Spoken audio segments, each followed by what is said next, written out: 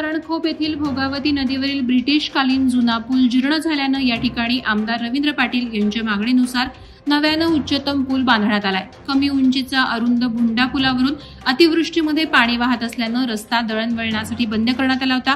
नव्यानं बांधण्यात आलेला पूल हा उंच बांधण्यात आलाय। त्याजवळच असलेला भुंडा पुलाचा अडथळा निर्माण होत असल्याने उपविभागीय बांधकाम विभागाकडून ब्रिटिशकालीन जुना भुंडा पूल जेसीबी आणि पोकलेन लावून तोडण्यात आल्याची माहिती सार्वजनिक बांधकाम विभागाकडून देण्यात आली आहे।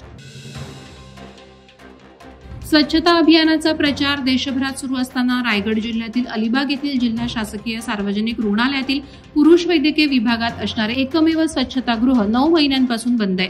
त्यामुळे या विभागात दाखल असणाऱ्या रुग्ण आणि त्यांच्या नातेवाईकांवर समोर असणाऱ्या महिला वैद्यकीय कक्ष आणि महिला शस्त्रक्रिया आणि लहान मुलांच्या कक्ष दरम्यान असणाऱ्या विभागातील स्वच्छतागृहाचा वापर करण्याची वेळ आली आहे। विशेष म्हणजे पुरुष वैद्यकीय विभागाच्या शौचालयाचे बांधकाम नोव्हेंबर 2024 पासून हाती घेण्यात आलं, मात्र आजपर्यंत ते पूर्ण झालेलं नाही।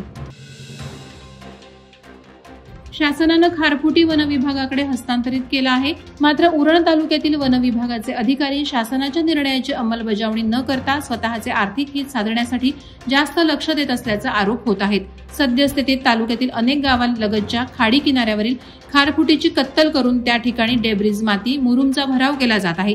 तसंच फ्लेमिंगोसह इतर पक्ष्यांची पाणथळ क्षेत्रही नष्ट केली जात आहेत। या संदर्भात दक्ष नागरिकांनी वन विभाग आणि शासकीय कार्यालयात केलेल्या तक्रारींकडे शासनाचं दुर्लक्ष होत असल्याचे आरोप प्राणीमित्रांनी केलेत।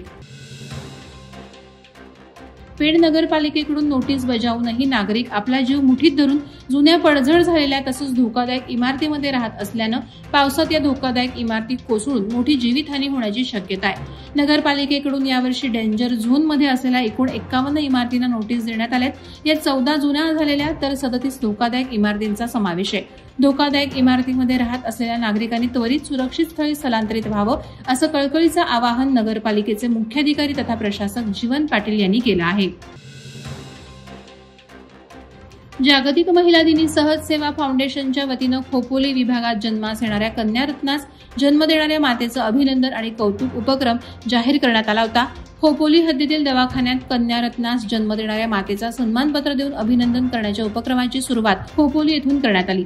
सुमित्रा राज हॉस्पिटल येथे 29 मे रोजी वेणगाव कर्जत येथील नीलम प्रवीण सावंत यांनी जुळ्या कन्यांना जन्म दिला। या उपक्रमातील पहिल्या जुळ्या कन्या जन्माचं स्वागत करून मातेस खोपोलीतील सृष्टी आणि संस्कृती सचिन साठे या जुळ्या बहिणींनी सन्मानित केलं। उरणमधील द्रोणागिरी नोड येथील रस्त्यावर दुचाकीनं पेट घेतल्याची घटना घडली आहे। यात MH46AW 3959 क्रमांकाची गाडी पूर्णपणे जळाली असून या घटनेची माहिती उरण पोलिसांना मिळताच त्यांनी घटनास्थळी धाव घेऊन पंचनामे करून वाहन चालकाचा शोध सुरू केला। या दुर्घटनेतून चालक थोडक्यात बचावला असल्याचं सांगण्यात आलं, मात्र गाडी पूर्णपणे जळाली असून उरण पोलीस ठाण्याचे वरिष्ठ पोलीस निरीक्षक जितेंद्र मिसाळ यांच्या मार्गदर्शनाखाली घटनास्थळी पंचनामे सुरू आहेत। या गाडीला आग कशामुळे लागली याचा आणि गाडी मालक आणि चालकाचा शोध पोलीस घेत आहेत। Rotary club of Panvel, central Navi Mumbai police आयुक्तालय परिमंडळ 2 पनवेल आणि R Jhunjhunwala Shankara eye hospital नवीन पनवेल यांच्या संयुक्त विद्यमानं पोलीस कर्मचारी आणि त्यांच्या कुटुंबियांसाठी मोफत नेत्रचिकित्सा शिबिराचं आयोजन करण्यात आलं होतं। त्याला उत्स्फूर्त प्रतिसाद मिळाला। जवळपास 110 अधिकारी आणि कर्मचाऱ्यांनी या शिबिराचा लाभ घेतला। पीडीजे डॉक्टर गिरीश गुणे यांच्या मार्गदर्शनाखाली हे शिबिराचं 36वं वर्ष असून हा उपक्रम यशस्वी होण्यासाठी रोटरीचे अध्यक्ष Rotarian Shailesh Pote, medical director Rotarian doctor Laxman Awate आणि रोटरी क्लब सदस्यांनी मेहनत घेतली। वादळवाडा लाईव्हसाठी न्यूज ब्युरो, रायगड। नवी मुंबई व रायगड जिल्ह्यातील ताज्या बातम्या आणि घडामोडींसाठी सबस्क्राईब करा वादळवाडा लाईव्ह चॅनल आणि दाबा बेल आयकॉन।